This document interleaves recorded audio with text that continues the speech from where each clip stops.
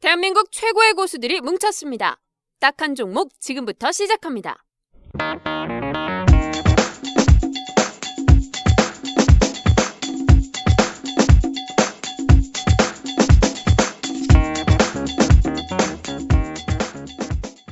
안녕하세요. 딱 한 종목 에피소드 47번째 시간을 시작하겠습니다. 반갑습니다. 예, 반갑습니다. 이승원입니다. 예, 반갑습니다. 서승용입니다. 네, 안녕하세요. 인턴 이소정입니다. 다들 소개하셨는데 네. 저는 마이클 홍 이양영입니다. 다들 어떻게 지내셨어요?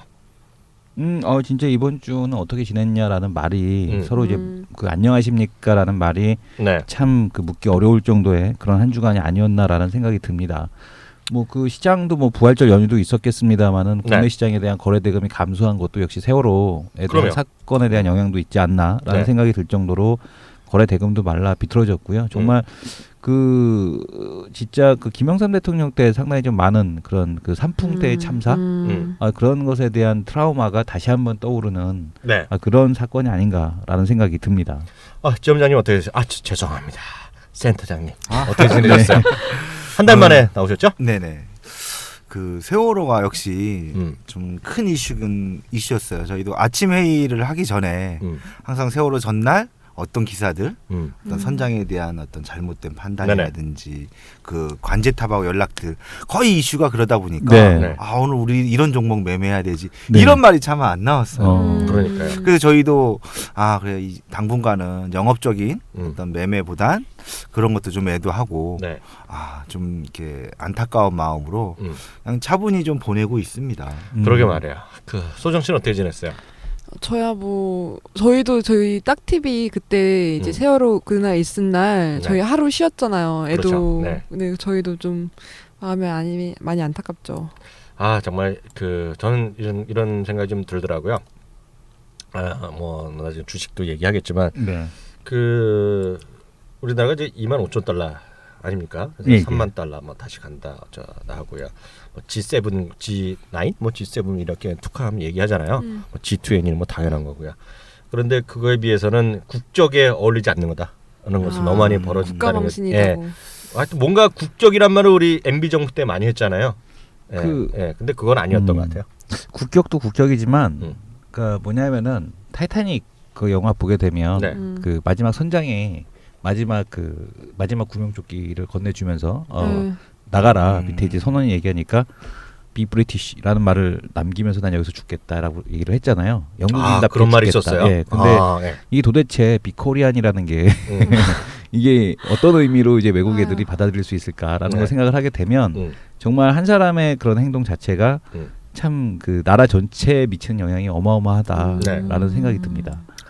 그러니까 말이야. 그리고 저희가 이제 47번째 그 에피소드인데요. 이제 그 헷갈리시는 분들 위해서 좀 양해 말씀도 드리고요. 있었던 일이지만요. 46번째를 저희가 지난 벌써 4월 10 사고 날이었으니까요. 16일이었나요? 예. 16일 날 저희가 한 3시 정도에 바로 녹음을 했습니다. 저희가요. 근데 그 당시만 하더라도 그 대부분의 사람들이 구출된 거를 우리 알고 있었잖아요. 근데 그때 당시 나오는 네. 뉴스로는 뭐 저도 이제 그때 당시 나오는 뉴스가 전부 다 뭐 구출이 됐다. 뭐 거의 다 이런 돼갖고요. 식으로. 네. 근데 이제 그때 보면 3시 반 4시 우리가 녹음 막 하고 있을 때부터 상황이 급변한 모양이에요. 그래갖고 사실 그때 참 그 다음 날은 완전히 많이 상황이 바뀌었는데 특히 이제 우리 박혜성 본부장을 어렵게 모셨었잖아요. 목요일날. 근데 우리가 계속 들으신 분은 아시겠지만 박혜성 본부장이 요즘 상당히 그 분위기가 안 좋았어요 요새. 왜냐하면 이 양반이 개인적인 얘기 또 이런 얘기하면 어떨지 모르겠지만 삼풍의 당사자였습니다. 삼풍 백화점에 당시 일하셨던 분이에요. 그래서 요즘은 되게 처져 있어요. 뭐 눈물 엄청 울어요 그 친구야. 그래서 그래갖고 그날 끝나자마자 뉴스 볼 때마다 깜짝 놀래갖고 그 친구였는데. 그래서 그 친구가 그러더라고요. 녹음한 것도 좀 올리지 말아달라고. 왜냐하면 그 자기는 나가기도 싫고. 네네. 그래서 얘기해갖고 저희가 이제 그런 것도 알고 상황도 그렇고 저희 물로 막 떠든 것들이 있어갖고요. 네네네. 자제하는 뜻에서 46번째를 못 올렸습니다. 그런데 그 있었던 일, 특히 이제 이번에 이제 얘기가 좀 됐어요. 양해를 구해갖고요. 저희가 오늘 거는 이제 지금 목요일날 오후나 이렇게 올라갈 텐데요. 수요일 날이나 목요일 날 올라갈 텐데 하루 먼저 지금 그 46번째 에피소드를요 약간 편집을 해갔고요. 네. 그거를 저희가 좀 하루 일주일 지났지만 시장 상황에 대한 너무 단기적인 거는 이제 지나간 얘기가 빼고요. 화장품 산업에 대한 업계, 면세점 업계 좀 리얼 스토리 또 듣고요. 나중에 기회 되면 이 친구가 또 화장품 업계 들어갔기 때문에 다시요. 그럼 화장품 산업 그런 거 다시 한번 듣겠고요. 그리고 그 당시에 저희가 지난주 16일 날에 저랑 우리 이성원 대표랑 오늘 안 나왔지만 이규창 기자가 얘기했던 관심주들이 있어요. 그것들을 저희가 편집해서 46번째 에피소드를 좀 늦었지만 1부, 2부로 엮어서 올려드리겠고요. 이번 녹음 47번째 에피소드는 정상으로 수요일 날 오후나 목요일 날 오전 중에까지 올려드림으로 일단 진행을 하도록 하겠습니다. 일단 좀 일주일 동안 어쩐 이유가 됐건 간에 저희가 늦게 올려드린 거 좀 죄송스럽다는 거 다시 한번 양해 말씀드리겠고요. 그리고 마지막에 또 녹음에 약간의 에러가 있었어요. 그래서 음질이 특히 2부 시간은 약간 음질이 떨어질 수 있는데요. 그냥 너그러이 용서해 주시면 고맙겠습니다. 바로 47번째 에피소드 본론으로 들어가도록 하겠습니다. 시장 상황 이 부분은 우리 센터장님한테 먼저 좀 질문을 드리겠습니다. 시장이 정말 한마디로요, 이렇잖아요. 거래 대금이 바닥이다 생각하고 있습니다. 뭐 2조 원대 하면 코스닥 합해도 4조 원대. 오늘 이제 녹음은 화요일 날 하고 있습니다. 4월 20일 날인데 조금 늘어서 겨우 3조 원 찍고 했는데 그래봤자 합으로 5조 원이 안 나오잖아요. 네, 맞습니다. 이런 시장에서 돈을 번다는 거 그리고 시장 상황에 대한 판단하는 것 자체가 의미가 없을 정도 같은데요. 너무 처져 있으니까요. 네네. 어떻게 보세요? 일단 현장에서는요. 현장에서 느끼는 부분이 저희 그 지점 직원들도 적극적인 영업보다는 좀 방어하는 수준이고요. 또 무엇보다 이 세월호 사건도 있었겠지만 현재 2,000포인트를 앞두고 공매도 대참매도 만만치 않고요. 매수 세력도 그러니까 위로 매도 효과를 못 잡아가고 있기 때문에 들어오면 들어와라 밑에다 깔아놓고 실질적으로 매도 매수자들의 어떤 성향들이나 그런 의지들이 반영이 되지 않다 보니까 그냥 관망하는 분위기입니다. 매수자도 분위기가 안 나서 뭐 들어오면 들어오고 그 다음에 좀만 올라가려고 하면 지금 장에 누가 이렇게 사지? 이러면서 공매도라든지 그 다음에 펀드 환매도 지금 계속 간헐적으로 나오고 있거든요. 네네. 현재 3주간 또 펀드 환매도 지금 4천억 정도 나오고 있기 때문에 2,000포인트에 대한 이 지루함이 최근에 어떤 세월호와 맞물려서 조금 더 이어지지 않을까. 그리고 또 전통적으로 또 4월 달은 어닝 시즌도 좀 들어오면서 전통적으로 좀 약했던 구간입니다. 또 이제까지 보면 연중 최저치 거래량이 나오는 쪽이 보통 4월 달에 많이 기록이 되거든요. 그랬었나요? 통계적으로 보셔도 4월 달은 거래량이 좀 줄어드는 시점입니다. 연초 기대감이 한풀 꺾이고 1분기 실적 어떻게 나오나 보자. 뭐 이런 부분들이 있다 보니까 그런 거와 맞물려서 좀 당연하다고 좀 생각이 되고요. 일단 4월 정도 좀 지나서 5월 연휴까지 이어지기 때문에 5월 연휴 지나서 다시 한번 시장에 대한 방향을 고민해봐야 되지 않을까 그런 생각을 하고 있습니다. 이 대표가 보기에는 좀 어떤 이렇게 시장 큰 틀에서 저희 뭐 방송 매일 하지만 그래도 딱 한 제목 듣는 분들을 위해서 이성원 대표의 비유 한번 주실까요?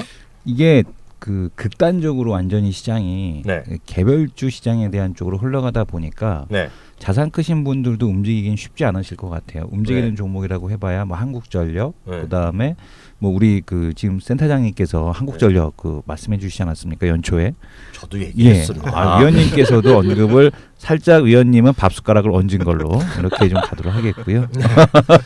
위원님께서도 말씀을 안 나옵니다, 지금. 위원님께서도 말씀해 주셨는데 이 한국전력 같은 기업은 사실은 이게 이름 자체가 이게 섹시한 기업은 아니란 말이에요. 그러다 보니까 투자자 입장에서도 웬만큼 자산이 되지 않으면은 이게 들어가기 애매한 그런 기업이고 또 이제 또 중간급에 있는 이 중형주들이 움직이는 게 아니고 소형주들 그리고 사물인터넷 기업들 같은 경우도 아직까지도 시장의 이해도가 매우 부족하거든요. 이 기업에 대해서 그러니까 사물인터넷이 뭔지도 모르고 진짜 위원님께서도 처음에 말씀하실 때 이게 사물놀이야? 뭐 이런 얘기를 하셨으니까 그런 생각이 들 정도로 사물인터넷에 대한 이해도가 아직도 시장에서 매우 부족하다는 얘기죠. 그러니까 그만큼 사물인터넷이 올라가도 차마 뭐 그 종목이 좋다는데 그냥 피상적으로만 들어서 알고 있는 거지 이걸 사지를 못하는 거예요. 그렇죠. 그러니까 그러다 보니까 사물인터넷 기업들 계속 올라가고 있는 상황이고 왜냐면은 아마 사람들이 그걸 이해할 때쯤 되면은 거기가 꼭대기가 아닐까 사물인터넷이 그런 생각이 들더라고요. 그래서 사물인터넷 가고 있고 뭐 말씀드리기는 송구스럽습니다만은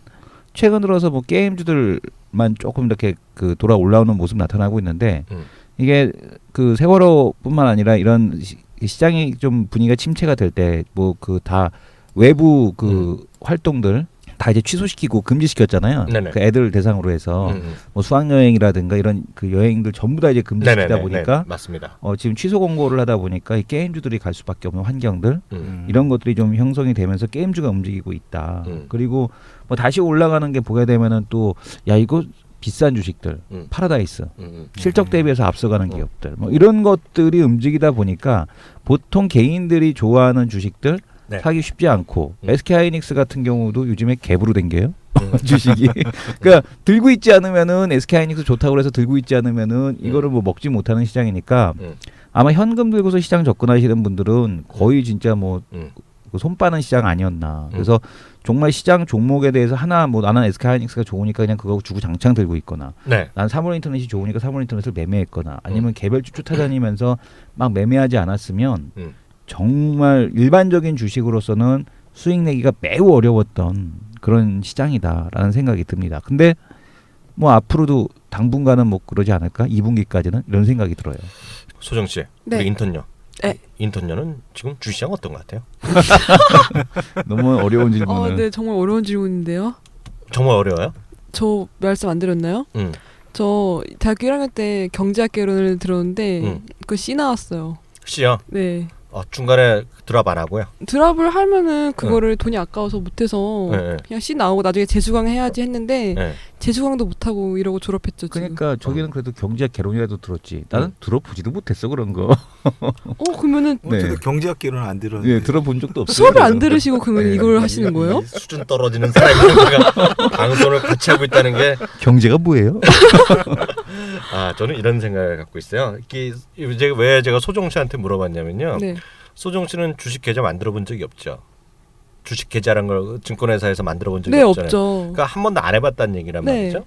근데 제가 솔직히 말씀드리면 소정 씨나 10년 주식한 사람이나 똑같다는 거예요. 지금요. 특히 지금 시장은 똑같고요. 오히려 소정 씨 같은 사람이 돈을 벌 수 있는 찬스가 더 크다고 보고 있어요. 그렇죠. 왜냐하면 네. 그 무슨 그 공대생님 그거 있잖아요. 짝짝 빨아들이는 종이 뭐라 그러죠? 리트머스? 네, 그 리트머스 아니면 거름종이 뭐 이런 거. 그러니까 뭐 사람이 쑥쑥 빨아들인다는 그런 표현 뭐 쓰는 말 있잖아요. 그게 그런 거죠. 왜냐하면 아까 이제 지나가는 말로 우리가 또 모시긴 모셨지만 사물인터넷 업계 또 대부잖아요. 알고 보면. 우리 센터장님이 대부시죠. 뭐 저는 더 유명한 분이 겸손하게. 있었지만 이항령이라는 머릿속에 사물인터넷 말을 불러준 사람은 처음이거든요. 그렇죠. 처음이에요. 진짜 처음이에요. 아니 근데 두 번째 사실은요. 네. 작가 때문에 내가 알았어. 작가가 사물인터넷 주식 오늘 방송 좀 해주세요 그래갖고 정말 제가 얘기할 때는 험불하게 얘기했는데 이 대표가 저를 사물놀이 얘기하니까 저를 아주 업수여기는 그런 느낌으로 들리는데 또 그냥 방송이니까 그렇게 얘기하는 거지. 또 뭘 그렇게 또 마음속에 담아두고. 남 얘기하니까 사람 듣기 더러워. 그런 거예요? 아니 늙으면 이게 또 그런 거에 나이 드시면 이렇게 꽁해지는 거야. 왜 이래? 아니 그러니까. 예. 그러니까요. 네네. 저는 이렇게 보고 있어요. 무슨 얘기냐면 똑같다. 많이 했다고 돈 버는 시장이 아니라는 맞습니다. 오히려 소정 씨 같이 오면 그 센터장님한테 정말 영업하는 계좌에 왁구정동에 갔어요. 네. 교보증권 왁구장 센터에 가서 센터장 만나서 제가 뭐 돈 100만 원이나 200만 원이 있습니다. 어떻게 해봐야 주면 추천해 주실 거잖아요. 네. 그러면 그게 오히려 그런 분이 돈을 더 벌 수 있다.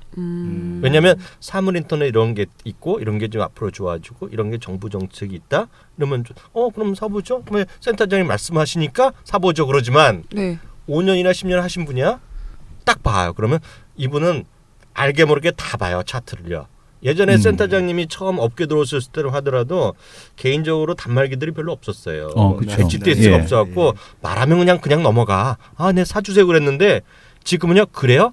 핸드폰을 다 쳐다보는 거야. 다 쳐다봐. 제가 예전에요. 갑자기 하나 더 얘기 드리면 제가 대우증권에 있었잖아요. 본사에 오래 있었잖아요. 그러면 요즘도 모르겠는데 대통령 선거철이 되면 높은 분들이 다 옵니다. 다 대우증권에 와요. 1등 회사 1등 오고 영업부에 들려서요. 항상 그분들의 특징이 있어요. 뭐냐면 계좌를 듭니다. 그러면 사장님이 직접 내려와서 계좌도 터줘요. 네. 그리고 인사 담당 분이 와서 문 열어주고. 제가 DJ 때도 봤고요. YS 때도 다 봤어요. 제가 본 적이 있었기 때문에 다 내려간다 또. 그래갖고 하면 정말 그 높은 대우증권 사장님도 90도 저래요. 제가 딱 기억나는 게 있어요. DJ가 왔습니다. DJ요. 그랬더니 영업부에서 계좌를 텄어요. 그 당시에 무슨 저축상품 캠페인이 있었는데 500만 원인가 1000만 원을 입고 계좌를 텄어요. 계좌를 트니까 앞에 있는 담당자가 있어요. 제가 이름도 기억하는데 이름까지 얘기하면 제가 프라이버시가 그렇죠. 이름만 말하면 다 알아들어요. 누군지 모르지만 이름 너무 특색이 있어서. 그래서 예를 들어서 김 차장님 그러니까 어떤 주식이 좋아 보이나요? 물어봤어. 그랬더니 그 친구가 뭐라 그랬냐면 그 당시에 포스코 아니라 포항제철, 네. 삼성전자, 현대차를 얘기했어요. 세 종목을 얘기했어요. 대표적인 회사 이런 겁니 장기적으로 좋아 보인다 했더니 바로 얘기하셨어요. 그분이 사주세요. DJ가 네, 그 세 종목 사달라 그랬어요. 콧물 나올 뻔했다. 그분들이 찾아보지도 않잖아. 그분들이 그 기자들 따니까 사잖아요. 그런 게 그런 분들이 사서 돈을 버는데 소정 씨가 얘기할 때 예를 들어서 센터장님이 예를 들어서 지금은 한국전력 같은 것도 안정적으로 한 30% 사두시고요. 그리고 조금 그 수익률을 위해서 조금 많이 오른 것도 있겠지만은 현재 정부가 사물인터넷에 대한 지원이 많이 있고 그러니까 사물인터넷 주식 중에 이런 게 있으면 좋습니다 하고 그럼 사람이 사실 거고요. 오늘 산다는 얘기야. 그리고 뭐 예를 들어 삼성전자 망하지도 않을 것 같으니까 뭐 삼성전자나 아니면 너무 값이 비싸니까 뭐 현대차가 삼성전기 이런 거 사두시면 무난하지 않겠습니까? 하면 내하고 살 거라는 사람이야. 그런 사람은 돈을 번다는 얘기야. 근데 공감이 많이 되고 있습니다. 제 말은 워낙 공감을 또 받아요 제가요. 근데 반대로 돈을 못 버는 사람은 누구예요 도대체? 근데 센터장님이 이렇게 얘기하죠. 요즘 뭐 한국전력 있습니다. 그러면 한국전력 그 얼마 돈 벌어야 되겠어? 그리고 얘는 사물이 또 이거 왜 이렇게 많이 올라간 거? 이 센터장 미쳤나? 그런 사람 돈은 못 번다는 얘기죠. 그래서 지금 시장이 딱 그런 시장인데 왜 그러냐면 지금은 거래 대금이 많은 시장이면 이것도 오르고 저런 것도 오르는데 지금 워낙 거래가 안 되니까 쉽게 얘기해서 이런 표현이죠. 우리 이 대표는 이런 표현을 알죠. 오래됐으니까. 손이 붙어 있는 주식. 그렇죠.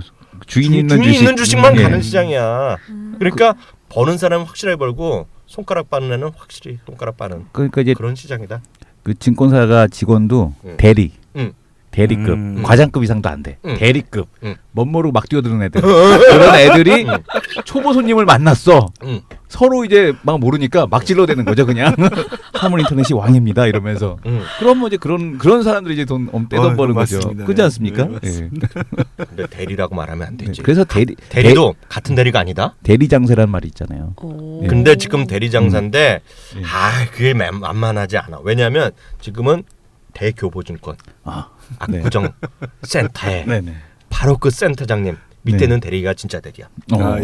진짜 이거는. 그래서 그런 분들이 정말 손이 있고 정말 열심히 달려들고 이런 분들이 되는 그런 시장. 그 전적으로 그런 시장이고 뭐 그냥 거래가 안 되기 때문에 저는 이렇게 보고 있어요. 예전부터 거래가 안 되면 손이 없는 주식은 손가락 빨기 딱 좋다. 현실적으로 어렵다 생각하면 쉬는 게 상책이다라는 생각을 이제 증권회사 계신 분한테 죄송하지만 쉴 수밖에 없는 장세다. 보통 분들 왔다 갔다 하면 돈 잃어.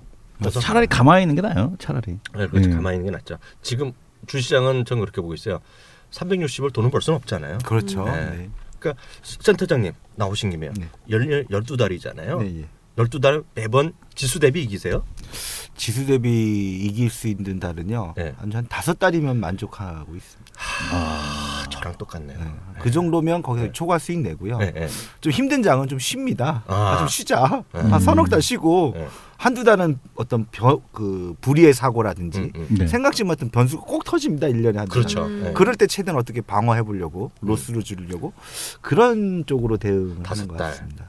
이 대표는 1년 12달 하면 몇 달 정도 이겨요? 예전에 영업할 때 보면. 기억이 안 나요. 기억이 안 나요? 기억이 안 나요. 한 두세 달? 세 달? 세 달 이기면 잘 이긴 것 같아. 저는요. 워낙 그걸로 대여증권 다닐 때부터 그걸 평가를 많이 받았어요. 그래서 저는 왜냐하면 아웃퍼폼이라고 그러거든요. 아웃퍼폼하는 거 갖고 평가를 많이 했어요. 포트폴리오 제시하기 때문에 그게 커요 저한테는. 그래서 저는 뭐든지 항상 기본이 지수 대비 이기는 건데요. 그래도 쉽지 않아요. 근데 저는 보면 1년 12달 중에 제 경험으로 딱 저를 평가한 게 있잖아요. 저도 한 4달 정도는 확실하게 이깁니다 제가. 근데 6달은 비슷하게 가요. 근데 3달은 깨지죠. 근데 그거를 인정하면 마음이 편해요. 네. 근데 대부분의 사람들이 초보일수록 야, 난 안 깨진다 그러는데 깨지는 게 안 깨지는 게 중요한 게 아니라 선수들은 지수 대비를 따져요. 근데 대부분은 그거 못하죠. 근데 지수 대비를 이해하는 순간 여기 요즘 많이 하는 숏도 되고 네네. 내가 다 된 거죠. 여러 가지 전략 전술 되는데 그거가 상당히 좀 어려운 개념입니다. 그래서 나중에 기회 있으면 또 그런 것들은 정말 센터장님이 그 교보증권에서 강의하실 때 지수 대비 이기는 법, 지는 법 이런 걸 한번 강의 만드시면요, 특히 예. 전문가적으로 그게 정말 도움이 될 것 같아요. 그래서 첫 번째는 그래서 시장에 대한 간단히 얘기 한번 해봤고요. 그 종목들 있잖아요. 네. 요즘 보면 시장에 지금 4월 그 벌써 20일 정도 방송을 하면 25일 때인데요.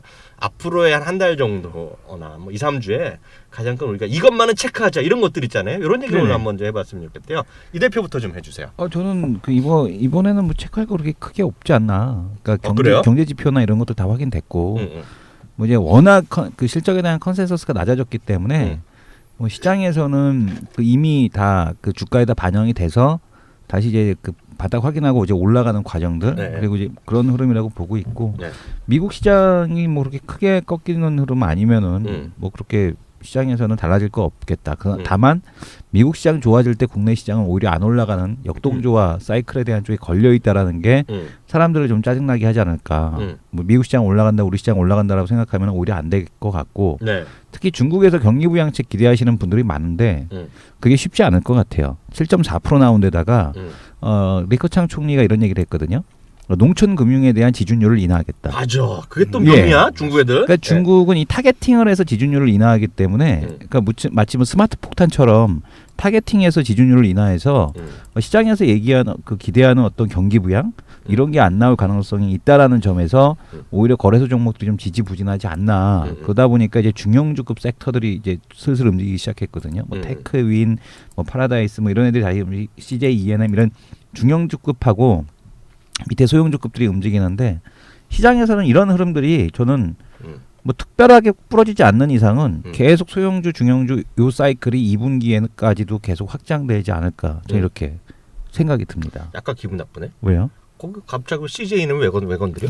그냥 한번 쓱 발 담가본 거예요. 숟가락 한번 쓱 얹은 거예요. 숟가락 한번 쓱 얹어봤어요. 저번에 저도 한번 바꾸지 않았습니까, 의견을? 제가 관심을 바꾸니까 탄력적으로 가지 않습니까? 제가 의견을 바꾸니까. 네.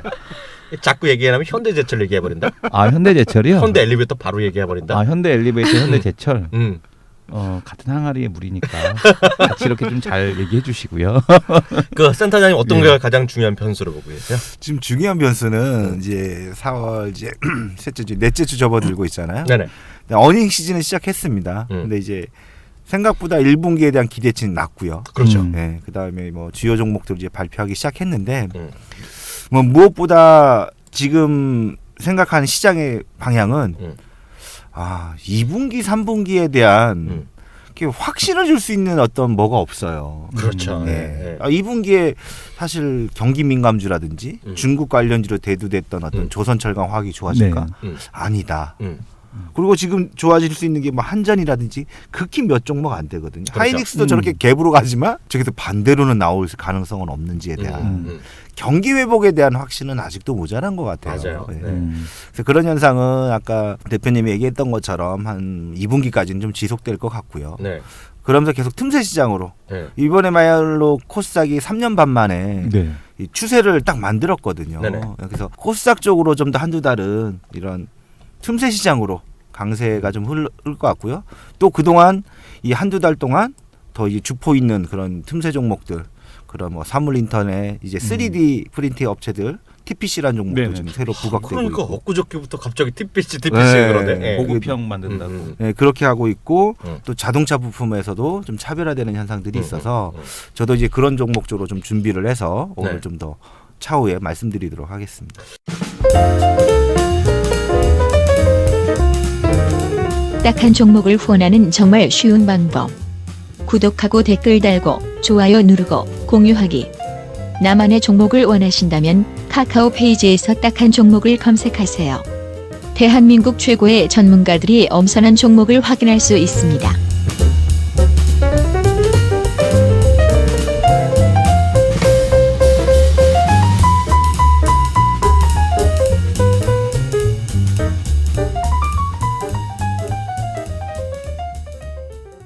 네, 저는 이렇게 보고 있어요. 중요한 것은 가장 큰 변수. 저도 질문 드렸지만 저는 고민이 딱 하나 있어요. 뭐가요? 뭐냐면 미국을 포함한 선진국 시장이랑 이머징이랑 따로 놓는다는 거. 네. 근데 저희가 한 달 좋았잖아요. 2,000포인트 훅 가고 이머징에 바람 쏠려서 한 3주 동안 또 돈이 들어왔거든요. 돈이 들어왔는데 이게 미국에서도 논점은 이거죠. 미국이 이게 된다는 애들, 미국이 쉬어야 된다는 애들이 양반돼 있는데 지금 문제는 미국의 경제 지표는 분명히 좋아지고 있거든요. 맞습니다. 그러니까 뭐 GDP도 그렇고 뭐 각종 심리, 소비, 신뢰 지수다 생각보다 좋게 나온 것들이 많은데 미국은 좋은데 이게 보면 어저께 이제 모건 스탠리에서 그런 얘기했지만 이머징 국가들은 신뢰성이 떨어지는 것들이 분명히 있고 그러면 그동안에 한 3주 동안 돈이 들어온 흐름 바닥에서 지수로 봐서 이머징 마켓 지수 물론 인도나 인도네시아 뭐 그상 상관없이 간 나라도 네네네. 있지만 전체적인 이머징 지수가 한 10% 정도 바닥에서 올라왔잖아요. 네네. 그것을 과연 진반등인지 아니면 떨어진 추세 속에서의 반등인지에 대한 회의적인 시각이 분명히 있다는 거죠. 그래서 근데 문제는 선진국이 잘 나갈 시기에 이머징은 안 좋았고요. 선진국 쉴 때 이머징이 또 상대적으로 강했기 때문에 이것들이 서로 이제 아구가 안 맞아 떨어지면 오히려 지금 선진국이랑 미국에 다시 관심이 쏠리냐? 물론 이러면 이건 약간 또 어려워질 수도 있다라는 생각 갖고 있고요. 이머징 마켓은 전체적으로 12분기 중에서요. 과거 3년 동안에 11번이 어닝의 가이던스에 미치지 못했거든요. 네, 이게 모건 스탠리 기준인데 그러면 이번에도 그저 애매하죠. 근데 뭐 미국 실적도 0.8%밖에 안 오릅니다. 1분기요. 거기도 눈이 낮춰져 있는데 그래도 거기 빵빵히 나오는 것들이 몇 개 있다는 얘기죠. 네네. 그래서 그런 것들이 미국이 좋아진다고 우리나라가 좋아질지에 대한 그런 것들이 기본적인 좀 의문이 남아 있는 것이 여전히 큰 변수 중에 하나라는 생각 갖고 있고요. 두 번째는 앞서도 잠시 얘기했다시피 결국은 거래 대금이 보여줘야 되겠다. 우리 그런 얘기는 있잖아요. 거래 바닥이 주가 바닥에 선행한다는 얘기 있는데 요번에 이게 이런 얘기 솔직히 한 6개월 됐잖아요. 6개월이 뭐야? 꽤 오래됐잖아요. 작년 한 10월 이후니까 거래 안 됐죠 그때부터. 예, 근데 지금 이게 2조 원대 3조 원을 오늘 4월 22일 화요일인데요. 이런 거래 대금의 바닥이 진바닥이 선행할 수 있는지에 대한 회의적인 시각이 있기 때문에요. 전 솔직히 지금 변수 어려웠고요. 오히려 역설적으로 미국에서 이런 얘기하더라. 아까 4월이 우리 시장 그랬다는데 미국은 그 2차 세계대전 이후에 제일 안 좋았던 게 6월이에요. 6월에. 네네. 특히 6월 이후에 안 좋았는데 그래서 그게 미국이 그때 당시 조정 받아야 우리 때가 가는 건지에 대한 생각이 있고 좀 복잡합니다. 그래서 저는 하여튼 변수는 거래대금과 미국 시장이 오히려 변수일 것 같고 주식 시장에 또 그 속담이 있지 않습니까? 뭐요? 5월에 주식 시장을 떠나서 10월에 살아. 그런 얘기가 있어요? 예, 5월달에 항상 피크고 5월달에가 피크래서 이제 5월달에 다 던지고 그다음에 이제 6, 7월 이제 여름 때 막 사람들 막 그때 막 댐배들면 그때 주식 팔고 떠나서 10월달에 사면 대부분 바닥이더라. 추석 전후 그런 얘기들을 하죠. 여름에 되면 또 우리나라 덥고 그러니까 짜증나니까. 네. 근데 그게 그 속담이 우리나라에만 해당되는 게 아니라 미국도. 미국도 그래서 6월달에 안 좋았다는 게 뭐냐면 대체적으로 부러질 때가 언제냐면 5월 말부터 부러지기 시작을 해갖고 6월달에 팽팡하고 깨지는 경우가 많으니까. 6월은 이제 전통적으로 얼마 전에도 또 통계 나온 걸 제가 봤는데 6월달이 제일 안 좋았었어요. 그게 2차 세계대전 후에 우리나라 특히 저도 툭하면 이제 145태 얘기하잖아요. 미국 툭하면 월드워 2입니다. 그래서 2차 세계대전 이후에 어쨌다는 얘기를 많이 하는데 2차 세계대전 이후에 6월달이 제일 안 좋았어요. 뭐 그런 얘기를 하고 있는 사람들이 분명히 있는데 근데 이 디커플링의 근본적인 원인은 저는 이제 셰일가스에 있다고 봐요. 셰일 오일, 셰일가스에. 이 사람이 예. 공대생이라서 아니 왜냐면 뭔가 아는 얘기를 하네. 아니 이게 왜냐면 그 예전에 아는 얘기죠 여기? 잘 모릅니다. 아니 친구가 왜냐면은 공대생이 그 박사님 앞에서 까부네. 죄송합니다. 예, 그 셰일 혁명이라고 얘기까지 하잖아요. 미국에서는 셰일 혁명이라고까지 얘기하는데. 그러니까 지금 기본적으로 이 셰일 가스나 셰일 오일로 인해서 에너지에 대한 단가가 낮아지니까 미국의 가처분 소득이 늘어나는데 그게 그러니까 쉽게 얘기해서 그게 예전에는 뭐 중동에서 수입하면 중동에서 이게 수입을 해오면 중동 애들도 뭐 아시아 지역 애들한테 발주를 주고 뭐 여기저기 발주 주고 그러다 보면 철강도 좋아지고 화학도 좋아지고 그러니까 중국 애들도 뭐 소비 늘어나 이런 형태에 대한 흐름이었는데 그게 아니고 이제 그 오일에 대한 수입이 차단이 되니까 기본적으로 캐나다에서 미국으로 그냥 쏘는 거잖아요. 그렇죠. 그러니까 자기네 철도 수송량은 늘어나고 경제 지표는 좋아지는데 그것이 그 다 같이 전 세계적으로 다 같이 이렇게 사이클링이 되지 않는다라는 거죠. 그래서 미국에서 경기가 좋아져도 그게 이머징으로까지 퍼지지 않는 그런 현상이 아마 이 셰일가스나 셰일 오일 때문에 발생하는 게 아니냐. 그래서 미국 지표 좋아져도 국내 이 코스피 종목들이 잘 못 가는 이유가 여기에 있지 않나. 그래서 오히려 막 그 코스닥 애들만 막 그렇게 설치는 애들이 이유가 여기 있지 않을까. 설치다니요? 뭐 올라가잖아요. 그러니까 어쨌든 간에 만약에 코스피아 그러니까 네. 미국 시장 지수하고 코스닥을 놓고 보면은 동조가 돼요. 근데 코스피는 거의 동조화가 안 돼 있잖아요. 여기서 하나 질문 들어갑니다. 네. 멍 때리고 있는 우리 소정 씨한테요. 세계 최대 원유 생산국이 어디예요? 사우디아라비아? 그렇게 알고 계시죠? 네. 대표님 그 센터 미국입니다. 미국이요? 네. 미국이라고 계세요? 예. 지금 현재? 현재 그러지 않나요? 아니죠. 지금 현재는 아직까지 사우디아라비아가 세계 최대 원유 생산국이거든요. 그러니까 원유라고 표현하면 그렇죠. 에너지 생산국이에요. 그럼 여기서 또 하나 문제 들어갑니다. 네. 미국에 있죠. 미국의 입장에서 보면 미국은 아직까지 원유를 수입국이잖아요. 네.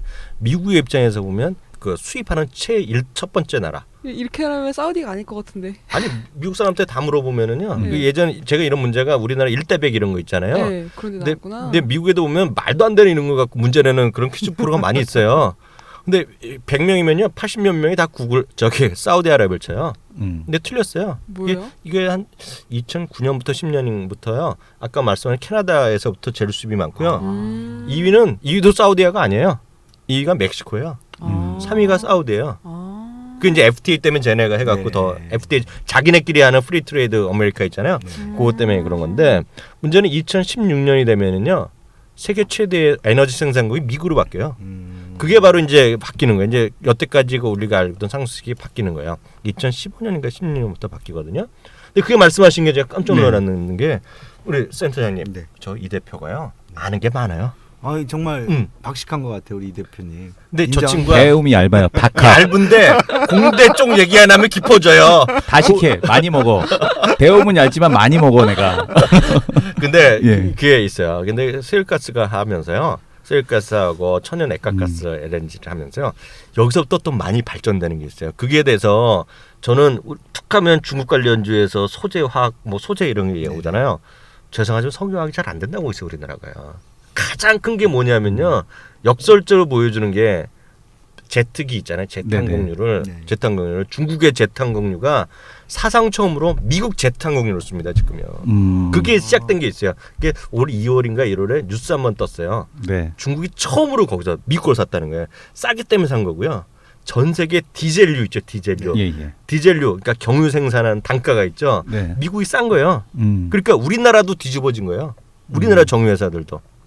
그래서 중국이나 얘네들이 디젤 우리나라 수출을 많이 하잖아요. 근데 미국계 판치니까 우리나라가 뭐 수출한 게 있었나 봐요. 그래서 호주를 갖고만 팔려고 막 이런 얘기를 하는 거예요. 그러니까 그게 미국이 하는 거고 그게 보면 전쟁도 뭐 전쟁이라는 게 그 러시아의 좀 싸움도 러시아의 가스전 갖고 싸우는 거 같고 유럽에 압력 넣잖아요.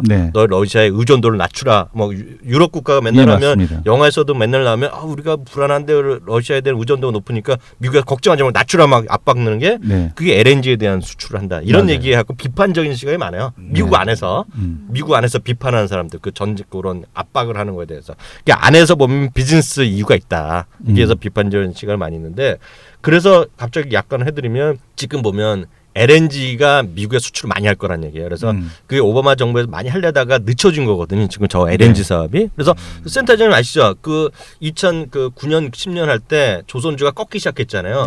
그때 불같이 얘기했던 거가 꺾기 전에 나왔던 거가 미국의 LNG 프로젝트입니다. LNG 수출을 전 대형 발주가 있다는데 아직 그다음 나온 적이 없어요. 나오지 않습니다. 그게 나올 거라는 거예요 이제. 수출을 해야 되니까 얘네들이. 그래서 이제 조선주가 다시 뜨기 시작하는 시점이 그 시점이라고 얘기하는 사람들이 있어요. 그래갖고 그 되면 이제 본행제 얘기가 그때 나오는 거거든요. 근데 뭐 아직 먼 얘기, 소설 같은 얘기인데 갑자기 우리 대표님이 학식이 높아요. 그래서 오늘 많이 먹어서. 깜짝 놀랐어요. 그래서 그 얘기 갑자기 왜 나왔죠, 그게? 그 디커플링에 대한 이유가 뭘까? 쪽에서. 맞습니다. 그래서 우리나라 그 중국이 어쩌다 하면서 소재주를 얘기하는 것은 지금 장기적으로 보면 아주 틀린 얘기일 수가 있다. 특히 화학주는 어려움이 많다. 그 얘기도 있더라고요. 그러니까 에탄올 베이스하고 나프타 베이스인데 그 국내에서 하는 이거는 이제 나프타 베이스고 그러니까 미국에 있는 공장은 에탄올 베이스인데 걔네가 더 가격 경쟁력이 있다. 공업화학을 배우셨어요? 예. 저 공업화학 배웠는데 저는 알칸에서 포기했습니다. 우린 들어본 적도 없어요. 무슨 말인지. 어쨌든 간에 하여튼 공업화학 첫 장에서 보고서 이거 나하고 코드가 안 맞아 이러면서 바로 포기했습니다. 화학은. 네. 그건 그렇고요. 우리가 지난번에 우리는 또 센터장님 모셨으니까요. 센터장님이 지난번에 나오셔서 말씀하신 한 달 전에 나오신 것 같고요. 매달 이제 한 번씩 나오셨는데요. 나오신 김에요. 약간 ASG 차원에서 한 두 가지만 여쭤보겠습니다. 그 사물인터넷 주식들이 지금 여전히 난리부르스를 치고 있잖아요. 장난이 아니에요. 이제 박근혜 정부에서도 여러 번 얘기했고 또 미래과학부랑 이름도 여러 번 바뀌었고 거기서도 또 2020년 30조 원 얘기하고 있고요. 정책 프로젝트가 나오고 있는데요. 사물인터넷 관련주 어떻게 봤다? 그거 간단하게 리뷰. 사물인터넷은 이제 마지막으로 이제 팹리스 업체까지 얘기가 다 나오고 있거든요. 최근에 떴던 게 바다에서 떴던 게 제주반도체라고 이제 팹립스하는 회사인데 이 회사도 사물인터넷 수혜주다. 그래서 이제 사물인터넷 관련주가 제가 위원님한테 말씀드릴 때 1월 달에 제가 검색한 게 한 8개였거든요. 지금 벌써 60종목이 넘어가고 있습니다. 사물인터넷을 명명이 된 종목이. 전 과일이라고 생각하고 있고요. 지금 최근에 마지막에 좀 화려하게 뽑았던 게 어버브 반도체. 어버브죠. 말은 되지만 벌써 걔 밸류가 40배거든요. 퍼가. 그래서 그리고 팹리스 업체 얘가 그 반도체 팹이 들어갈지 안 들어갈지도 모르는 회사를 작년에 적자가 많았던 회사까지 끌어올린 거 봐서는 마침 일정이 오늘 미래부랑 산자부랑 해서 사물인터넷 이렇게 해서 청사진이 딱 구축한 날입니다. 그래서 이제부터는 많이 선별이 될 것 같고요. 오히려 실적 베이스로 갔던 기가레인 엔텔스가 좀 주춤한데 오히려 좀 몇 달이 지나고 나서 실적이 나오는 종목으로 해서 다시 60종목에서 다시 또 5종목, 10종목 내외로 압축하는 작업들이 2분기, 3분기 지나서 나올 것 같고 지금부터는 막연한 사물인터넷은 경계하자. 그렇게 좀 정리하고 싶습니다. 깔끔합니다. 그리고요. 처음에 얘기할 때 사물인터넷은 뭐다 할 때 얘기했던 게 있죠. 바로 그 제품 있죠. 구글 글래스. 구글 글래스. 다음번에 저희가 보여드린 거로. 제가 이거 샀습니다. 저희가. 그렇습니까? 거기가 미국에서 또 오고 있는 걸로. 맞죠? 다음번에 그 방문 갈 때는 로만송 갈 때는 구글 글래스 끼고 그걸로 녹화하는 걸로. 우리 예쁜 언니가 우리 소정 씨 가서 직접 가면서 찍으면서. 그럼 우리도 이제 구글 글래스를 보니까 일단 1차적인 고점은 사물인터넷에서 나오는 것으로 정리하겠습니다. 봤으니까. 그리고요. 그 로만손. 로만손은 요즘 또 어떻게 또 새로운 얘기가 있어요? 로만손이 최근에 좀 주춤해요. 10,000원대에서는 좀 지루하게 거래도 없고. 그 이유는 한 두 가지인데요. 첫 번째 중국 진출하는 부분. 온라인 쇼핑몰 사업하는 것들이 빠르면 저는 4월에 나온다 생각했는데 좀 늦어지고 있습니다. 이 중국이 만만디잖아요. 급할 게 없거든요. 맞아요. 되게 급하지 않습니다. 그래서 아마 한 6월 정도 좀 미뤄지는 부분이 있고요. 1분기 실적은 뭐 전년 대비 비슷하게 나와서 좀 모멘텀이 약한 부분이 있습니다. 그리고 좀 패션에 현재 안 맞잖아요. 뭐 시계, 핸드백. 조금 좀 진부한 느낌. 약간 그런 느낌은 있어요. 이름 좀 바꿔야 되는데. 그래서 제가 세 번째 탐방 가는 5월 중순 정도 좀 더 한번 다시 확인해서 갈 때는 우리 우리 구글 글래스 갖고. 로만손도 이게 바른손 친구 같잖아. 이름을 바꿔야 돼. 이름을 바꾸자고 할까요? 이름을 바꾸고 또 거기다 시계도 그냥 하면 안 되지. 기어핏하고 같이 이렇게 콜라보. JST나 삼성 콜라보 이런 거 하면은 꽤 괜찮지 않을까요? 그 말이 되는 게요. 요즘 보면 기어핏은 아직까지 협업 체계를 콜라보를 안 하고 있잖아요. 구글 글래스는 우리가 이제 산 건 이제 원형을 샀는데요. 지금 콜라보레이션은 미리 많이 하고 있어요. 그래갖고 많이 하는 라이방 있잖아요. 라이방하고 같이 레이벤해갖고 그 모기업이 주가 그 때문에 좀 올랐죠. 그래서 그런 페이턴트를 갖고 있는. 라이방은 이제 쌍팔년도 발음이고요. 145세 때 라이방이었죠. 저 영어도 할 줄 알아요. 레이벤. 저 발음 되는 남자인데 알고 있습니다. 편하게 라이방 했다고 저렇게 까매. 참 분위기도 그런데요. 하나 더 들어가 있어. 하나만 더. 이건 뭐 저도 관심주인데요. 저랑 처음에 코드가 맞았던 한국전력. 이거 싼 거 아니에요? 근데 한국전력에 대해서 이게 미공개 정보도 여기서 얘기해도 되나요? 그럼 뭐 본인이 알아서 하시는 거예요. 책임은 제가 지겠습니다. 어떤 얘기가 있냐면 안전이 1분기 실적 전년보다 25% 정도 증가되는 것 같고요. 두 번째 그 삼성동 본사 사옥이 있잖아요. 그게 가치가 얼마가 될 것 같습니다. 현재 3조 원이요. 3조. 그걸 이제 매각 공시를 할 것 같아요. 조만간. 네네. 그래서 어느 정도 이렇게 제가 이제 한전에 관심이 있고, 네. 제가 대형주의 주력 포트다 보니까 이제 아무래도 그렇게 하다 보니까 빠르면 한 5월 초 네. 연휴 전후로 해서 네. 그 삼성동 본사 그 매각 아마 이제 구찌가 크다 보니까. 네. 그거에 대한 입찰자 선공정은 물론 한 3분기 결정이 되겠지만 네. 조만간에 그런 뉴스 한번 나오면 한 번 더 주가는 재평가 받을 수 있다라고 보고요. 여전히 저는 중장기적으로 한 5만 원은 충분히 가야 되지 않을까. 뭐 이런 판단에 변함이 없습니다. 잠깐 발 한번 담궈도 될까요? 우린 또 예. 우리 같은 편이잖아요. 네네. 한전에 대해서는요. 그거는 저는 이런 생각 갖고 있어요. 제가 뭐 정치적인 좀 중립 입장을 분명히 갖고 있으니까요. 용산 개발 그거는 아무도 모르죠. 예, 그거는 워낙 반발이 많으니까요. 워낙 큰 아픔이 있었기 때문에 정몽주 의원이 될지 누가 될지 아무도 모르잖아요. 정몽주 의원이 되더라도 이거 만만치 않습니다. 근데 그 말씀하신 그 한전 부지는요. 이미 4월 1일 날 서울시에서 발표한 거 그거 보셨죠? 아, 예. 예, 4월 1일 삼성동에서부터 저기 종합운동장까지의 프로젝트가 그거는요. 박원순 쪽에서 했지만 시장 쪽에서 했지만은요. 정몽주 의원이나 뭐 새누리당이 되더라도 반대 이유가 하나도 없죠. 그래서 그건 무조건 되는 거고요. 스토리 하실 때요.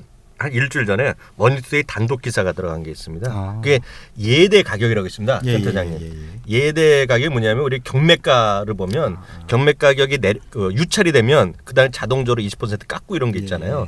근데 정부 보유 그 관공서 물량은 그게 수정이 안 돼요. 그러니까 지금 3조 원에 팔려고 그랬는데 안 팔리잖아요. 또 다음에 또 공시하잖아요. 또 3조 원 갑니다. 근데 이거를 가격을 낮출 수 있는 것을 검토가 긍정적인 검토가 단독 기사가 난 적이 있어요. 예, 그래서 그거는 그 개발 그 팔릴 가능성이 상당히 크고요. 거기서 1,000억이라도 빼주면 제 가격은 정확히 몰랐는데 가능성이 많다. 그래서 저는 그거가 한국전력뿐만 아니라 가스공사가 됐건 KT가 됐건 수많은 우리나라 정부 그런 공기업들 공기업들 그거 할 때 상당히 플러스가 될 것 같아서 한국전력은 일단 저도 긍정적으로 보는 거로 일단 에이스까지는 그렇게 새 정모를 하고 했고요. 이제 우리 본론은 들어가야 되잖아요, 센터장님. 서승용 센터장의 첫 번째 딱 한 종목은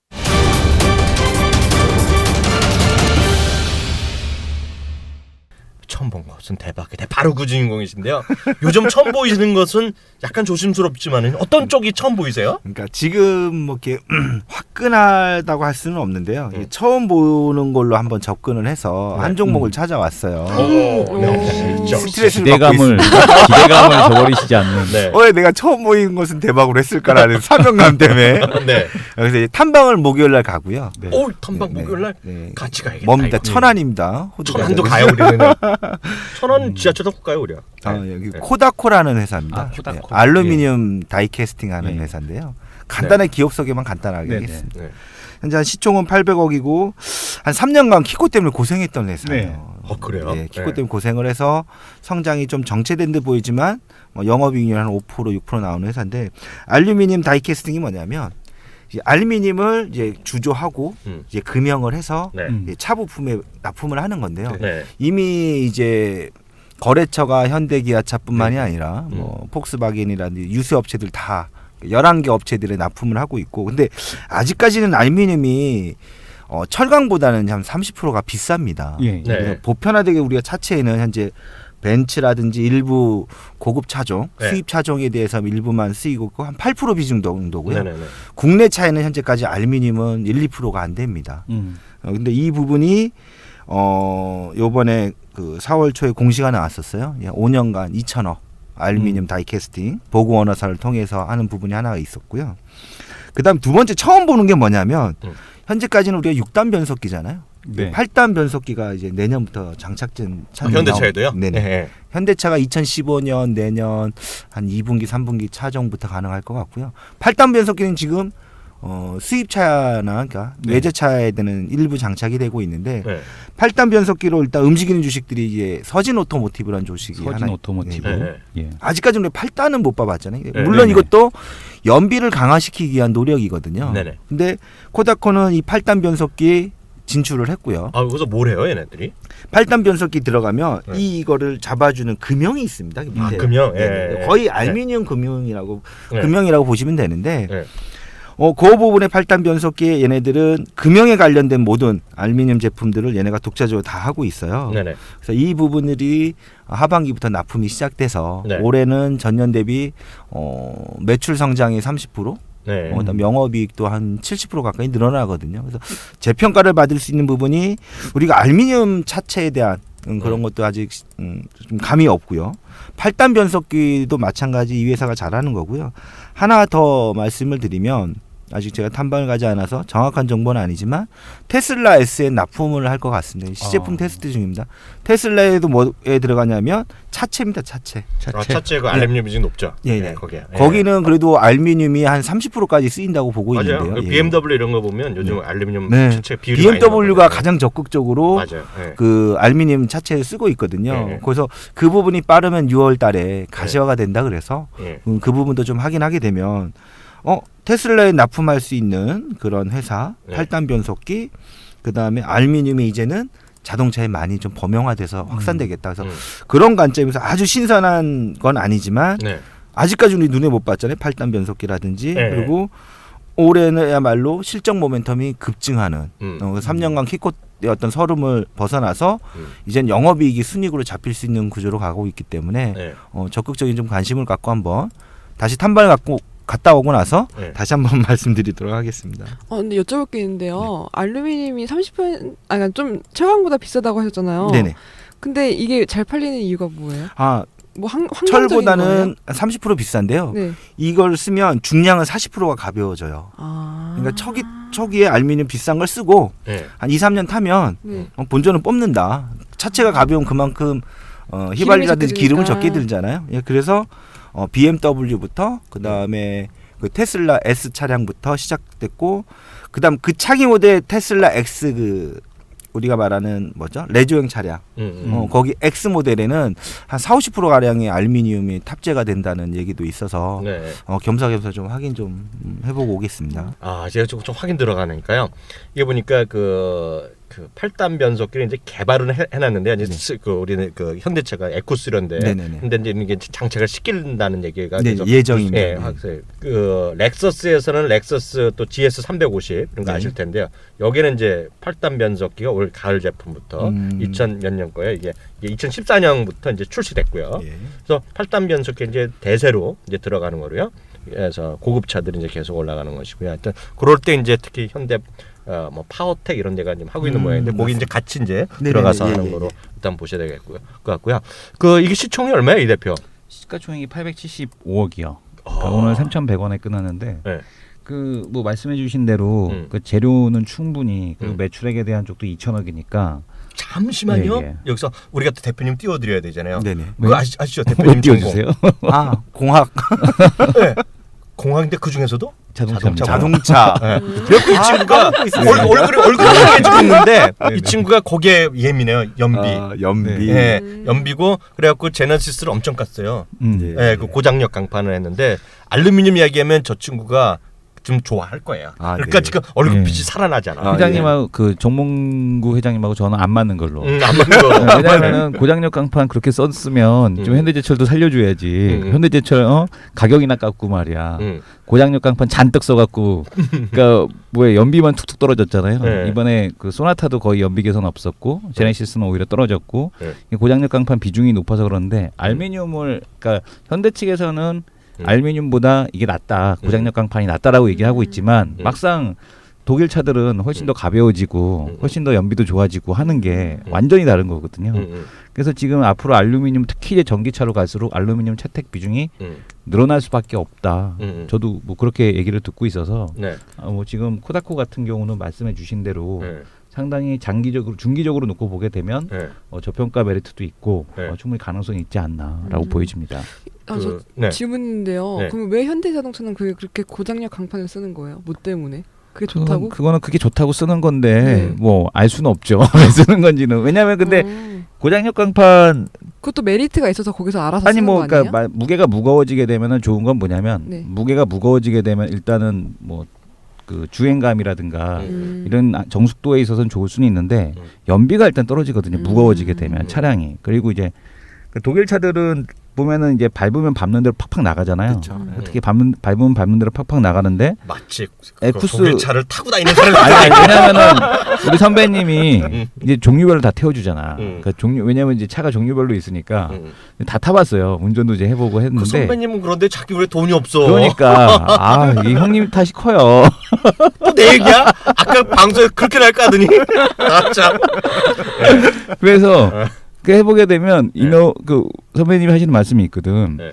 야, 이 에쿠스 똥차 이런 얘기를 하세요. 근데 이제 그러면서도 그래도 가격 대비 성능비는 에쿠스가 좋아 이렇게 얘기하시는데 그 뭐냐면은 이게 밟으면 안 나가요 차가. 근데 이게 문제가 뭐냐면은 그 일단 가속이 붙으면 좋은데 그만큼 차가 나가는데 기름을 많이 먹는다는 얘기죠. 연비가 뭐 보게 되면은 5km, 6km 나오는 거거든요.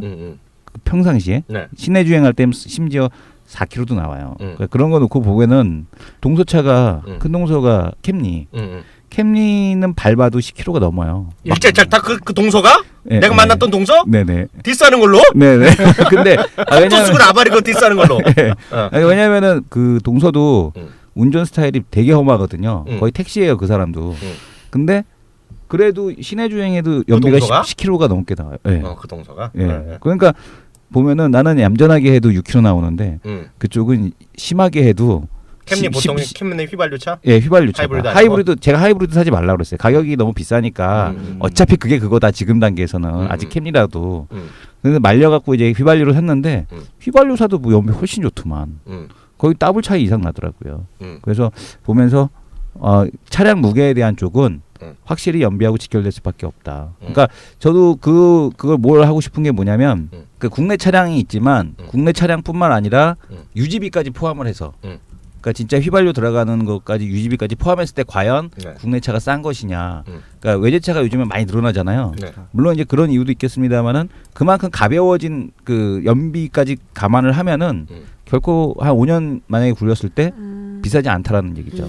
5년 굴렸을 때. 제가 뭐 저도 기계는 아니지만 제가 이제 나름 자동차로 처음에 먹고 살았잖아요. 애널리스트를 했기 때문에 하면 결국 이거겠죠. 그 고장력 강판이란 건 안전도랑 가격이랑 그런 무게 이런 걸 해갖고 가장 옵티멀한 걸 현대차를 했겠지만 그 이승원 대표에게나 많은 사람들의 블로거나 하는 사람들에는 그 기준은 맞추지 못했다. 그러니까 안전도보다는 상당히 연비나 이런 걸 했겠는데 고장력 강판 안전도 이런 걸 많이 중시했겠는데 우린 그렇게 표현을 하는데 일반 사람들의 눈높이에는 그게 아니었다. 그러니까 모르죠. 그게 모르지만 하여튼 알루미늄을 많이 쓰는 이유가 안전하면서도 강도도 있으면서 가볍고 이런 건데 약간 비싼 건데 서로의 옵티멀한 게 근데 결국 쫓아가겠죠. 이게 뭐 대단한 게 아니기 때문에. 그러니까 이게 우리가 착각을 하는 게 차가 안 찌그러지면은 되게 튼튼하다라고 생각하잖아요. 그게 아니고 차가 찌그러질수록 좋은 거거든요. 그래요? 왜냐하면 차가 찌그러질수록 그게 에너지 흡수율이 높다는 거기 때문에 사고가 났을 때 운전자가 안 다칠 가능성이 더 높다는 거예요. 근데 알루미늄 같은 경우도 더 잘 찌그러지거든요. 그러니까 그게 안 찌그러진다고 해서 그게 결코 좋은 차가 아니라는 얘기예요. 만약에 차가 안 찌그러지면 운전자한테 그 충격 에너지가 다 흡수가 되는 거니까. 그래서 이제 그 부분을 놓고 봤을 때 알루미늄이 안전하지 않다? 그 저는 알루미늄 오히려 더 안전하지 않을까? 아니 제가 그 말이 아니라 그 안전도랑 뭐더나 했는데 그렇죠. 지금 현재 사람들의 기준을 못 맞추는 현대에서 수준은 현대차의 수준에서는 지금 현재 알루미늄은 가격이 분명히 있을 거 아니에요. 그 가격을 자기네가 원가에 못 맞췄으니까 뻔히 아는 거죠. 왜냐하면 그렇죠. 현대차 그 높은 사람들 왜 모르겠어요 그 추세를. 근데 그거를 옵티멀한 걸 자기네가 할 수 있는 거랑 좋다는 거를 중간에 매치시켰는데 그 일반 사람들이 생각하는 눈높이를 못 맞춘 거죠. 그러니까 똑같이 이거죠. 지금 알루미늄 비율을 높이면 차 가격이 500만 원, 1000만 원 비싸지면 제네시스가 팔리겠느냐. 그러니까 여러 가지 저는 그런 생각이 들어요. 그러니까 뭐냐면 성우하이텍 같은 경우가 중국에 같이 나갔잖아요. 얘도 무지하게 많잖아요. 지금. 그러니까 얘네가 알루미늄 그 다이를 설치까지 할 여력이 안 되는 것 같아. 그 밑에 있는 똘마니 애들이. 그러다 보니까 왜냐면 얘네들은 전부 다 중국에 지금 집중적으로 충칭에다 투자하고 뭐 이래야 되는데 알루미늄까지 가느니 그냥 고장력으로 가자 이러지 않았을까. 제 개인적으로는. 그런 생각이 들더라고요. 그런 게 있겠죠. 그렇기 때문에 그런 게 우리 지난번에 얘기했다시피 하여튼 그게 각종 경량화 소재 있잖아요. 거기 목숨 걸고 가는 거잖아요. LG도 가고 코롱도 가고 현대도 하이스코로 가고 현대 하이스코가 지금 살아있는 거 딱 그거 하나 가겠다는 말뿐으로 가는 거잖아요. 돈 버는 게 어디 있어요. 그러니까 그런 것들이 하나의 목숨 걸고 가는 거기 때문에 중간중간에 많은 변화가 있겠죠. 한 종목만 준비하셨어요? 그래서? 아닙니다. 숨겨놓은 거 하나 더 있어요? 아 예. 서승용 센터장의 두 번째 딱 한 종목은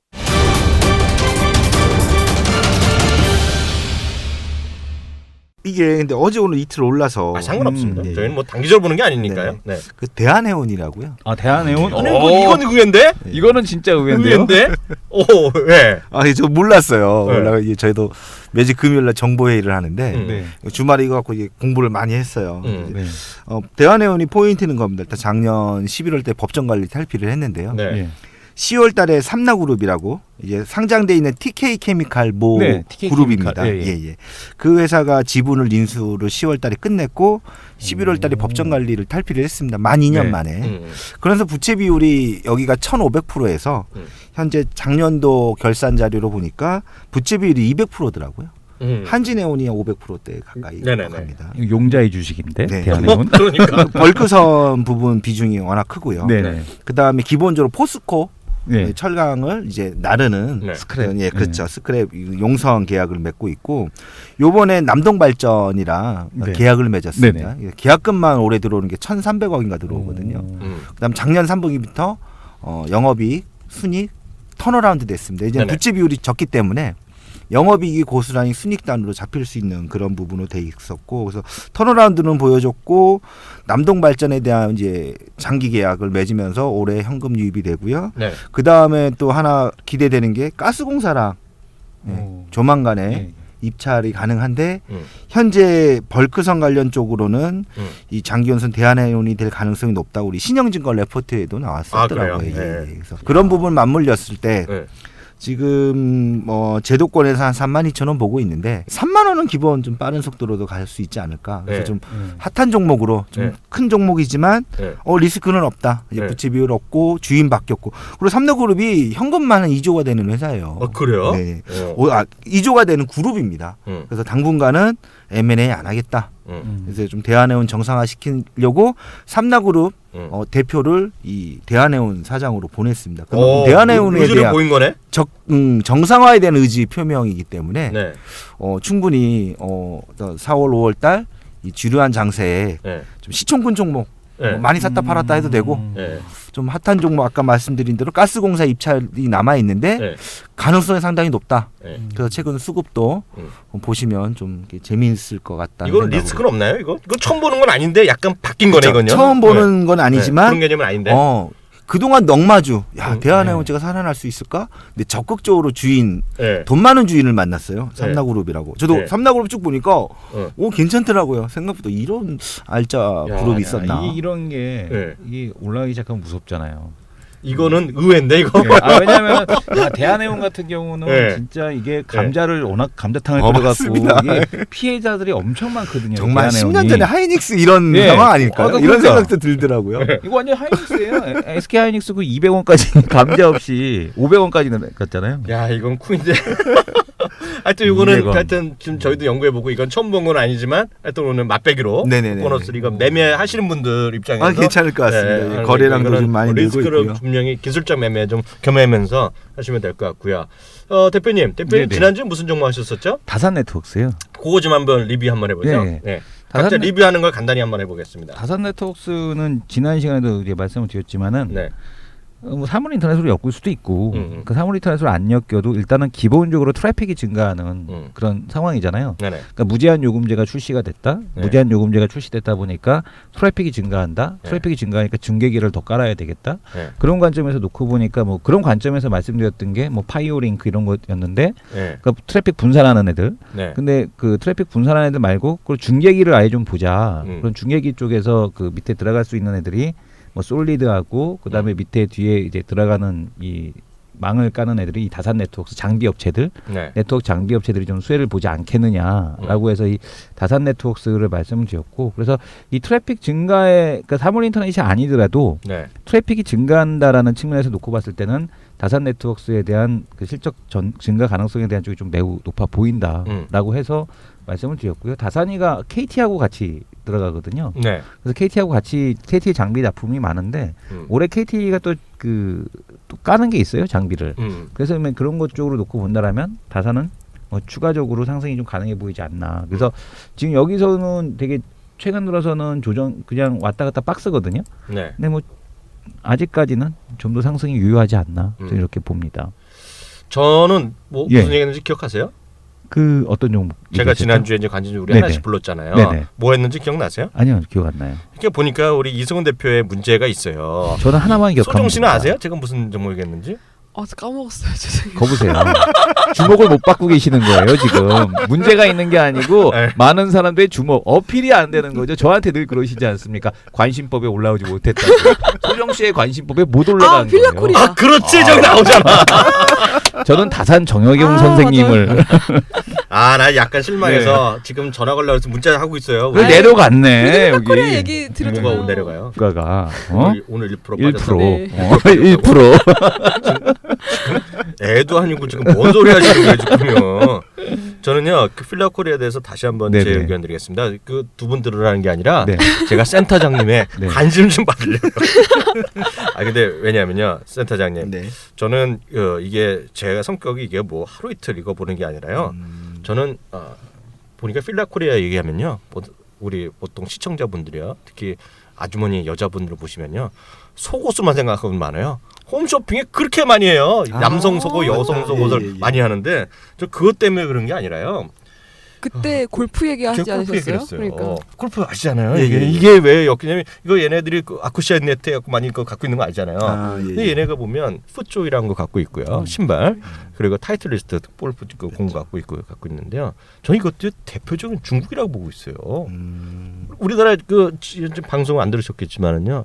우리나라 인구 한 4,500만 되잖아요. 예, 예. 5천만 되는데요. 470만이에요.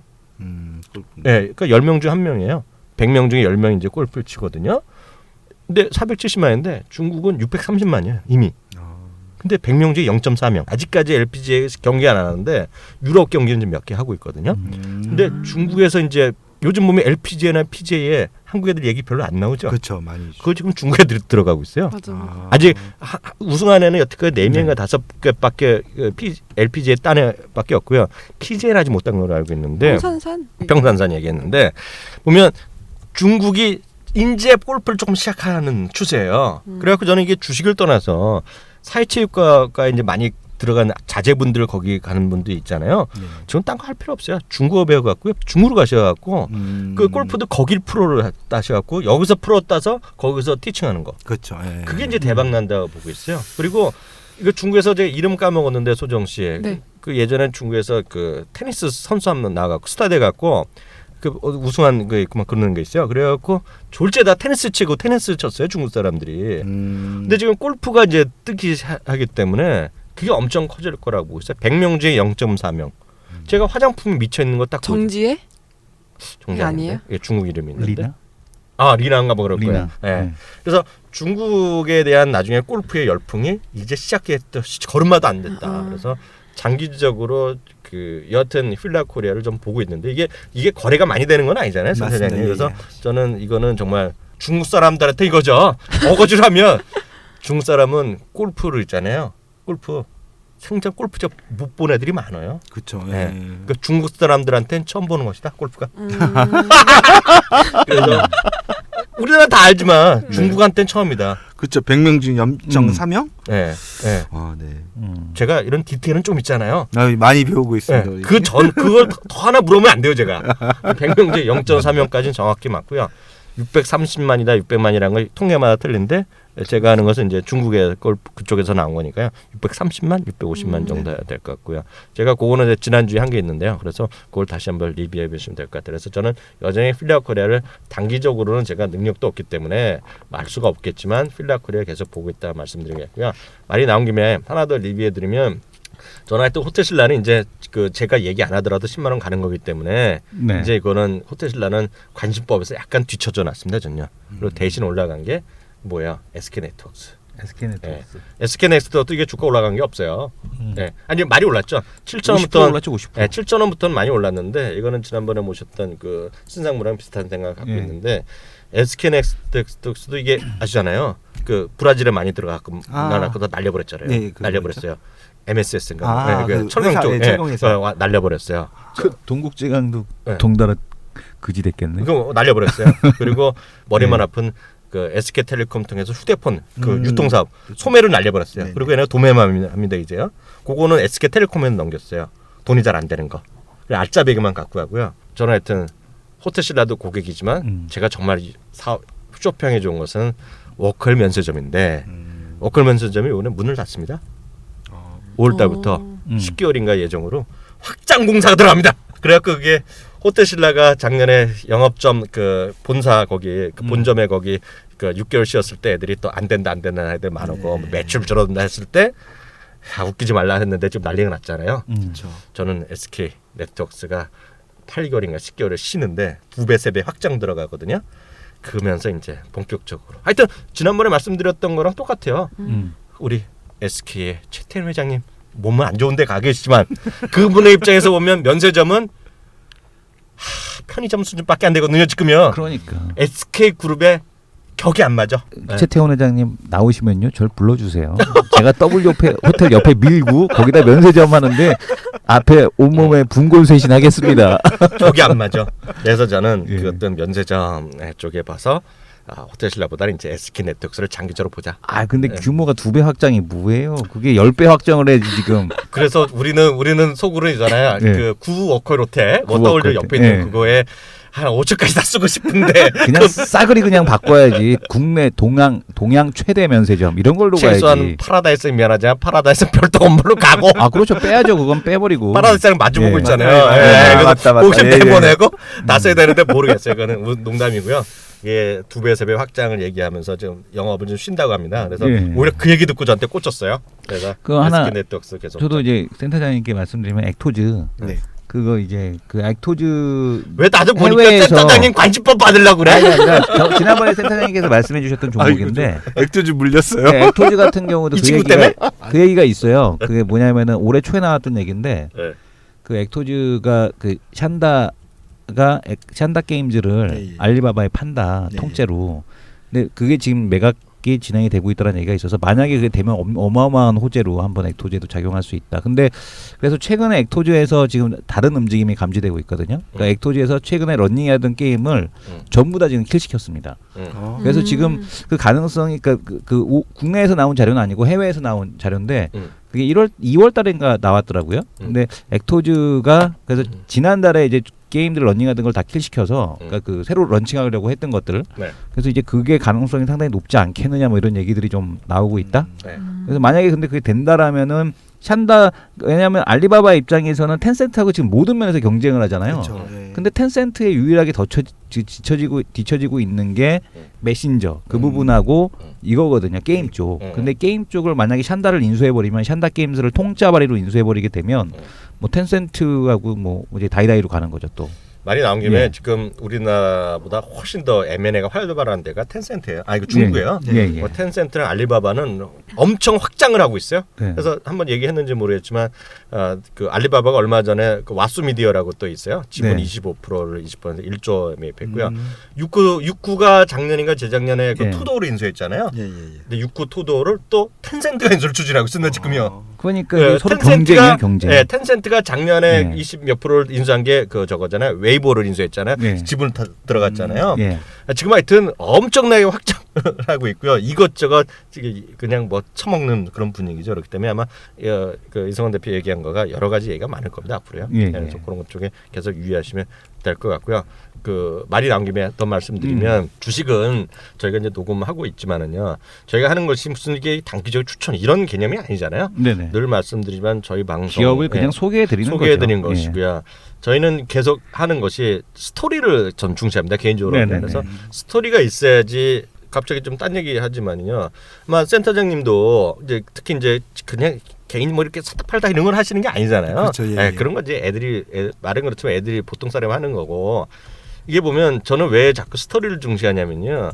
그 흔히 얘기해서 많이 올랐다, 떨어졌다 이런 건 차트로 접근하는 건데요. 그거는 기관 투자가나 외국인은 단 한 주도 안 삽니다. 사지도 않고 팔지도 않아요. 그런 얘기하면은요. 그렇기 때문에 뭐든지 개인이랑 외국인 기관의 가장 큰 차이는 저는 이렇게 보고 있어요. 개인은 이성원 대표가 사거나 팔면 끝나요. 욕먹고 아니면 나 돈 벌었다 아니다 끝나지만 기관과 외국인은 우리 시청자분들 애청자분 잘 생각해 보세요. 기관과 외국인은 자기가 사장이 아닌 이상이요. 결제가 들어갑니다. 결제. 사전 사후가 있을 뿐이죠. 결제해서 설명을 해야 돼요.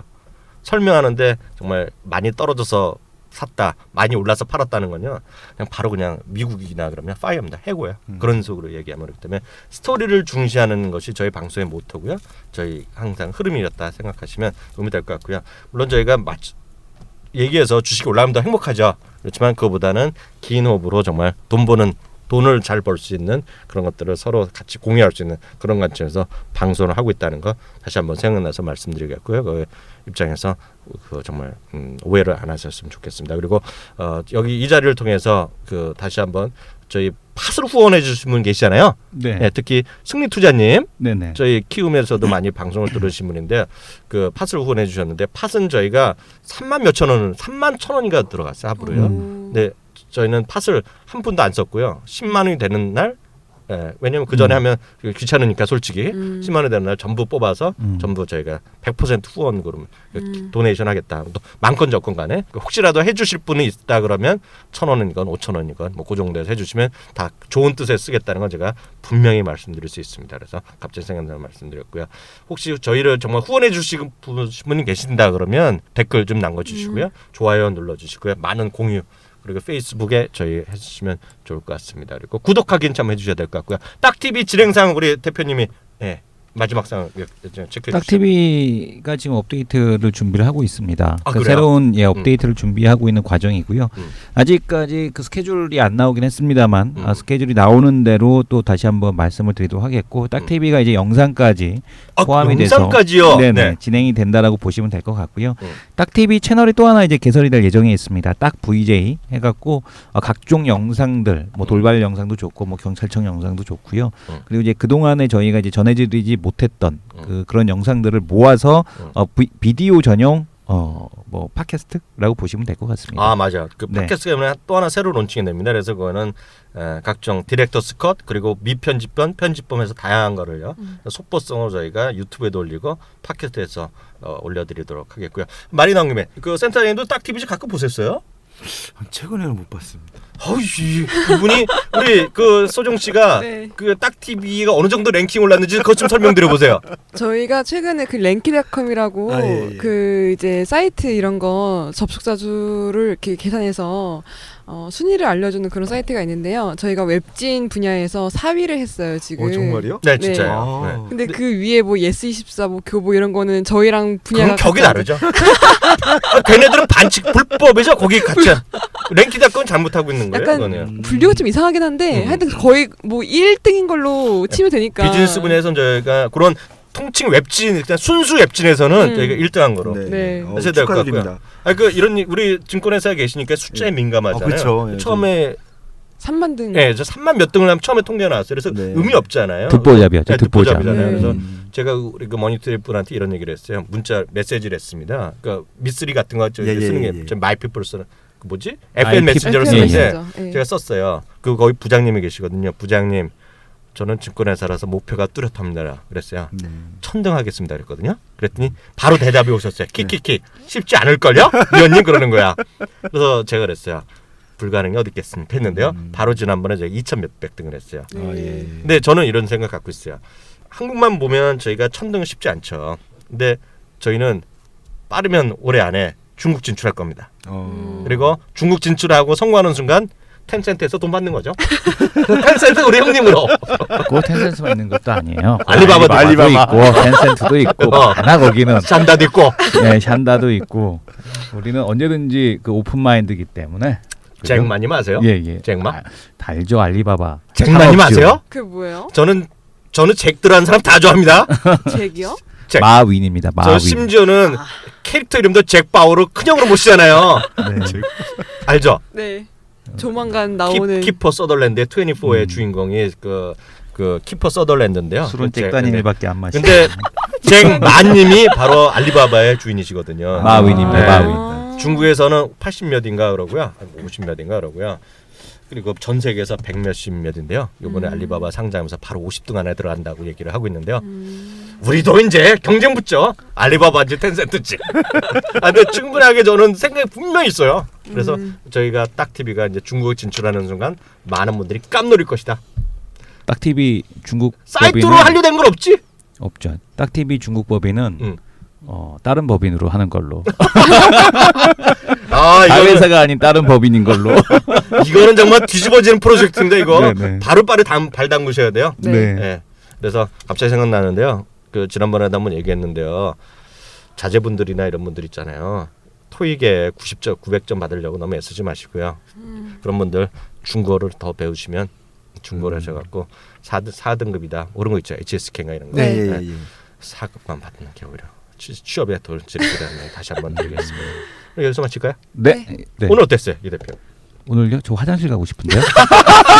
아, 그래 급하시구나. 네. 네, 센터장님은요? 아, 오늘도 저도 이제 뭐 도움을 드리러 나왔는데 또 우리 대표님이나 위원님 말씀 듣고 공감되는 내용들이 많아요. 네, 그래서 저한테도 참 유익한 시간이고 다음 달에는 좀 더 준비 많이 해서 검증. 오늘도 준비 많이 하셨는데요. 근데 약간 대화내용은 거저먹는 느낌이야? 아니 대한해운은 급하게 나온 것 같아. 아니 왜냐면 대한해운 같은 경우는 이거는 진짜 한 3년간 소외됐던 종목이거든요. 그러니까 아, 나는 솔직히 대한해운 때 깜놀했어요. 저 정말. 주말에 저도 예. 깜짝 놀랐어요. 예. 대한해운? 이건 주식 하시는 예. 분 알 것 같아요. 소주 씨는 어땠어요? 저는 이번 달 말에 이제 월급이 나오는데 찾아가 봐야 되겠어요. 내가 그랬지 이번 달 말에 월급 사서 5월 달이면 끝나는 거야 진짜.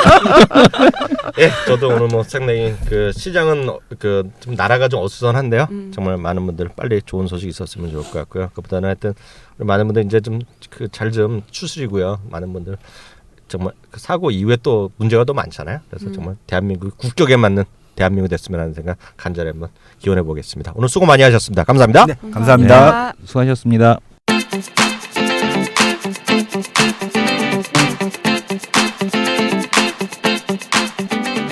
딱 한 종목을 후원하는 정말 쉬운 방법. 구독하고 댓글 달고 좋아요 누르고 공유하기. 나만의 종목을 원하신다면 카카오 페이지에서 딱 한 종목을 검색하세요. 대한민국 최고의 전문가들이 엄선한 종목을 확인할 수 있습니다.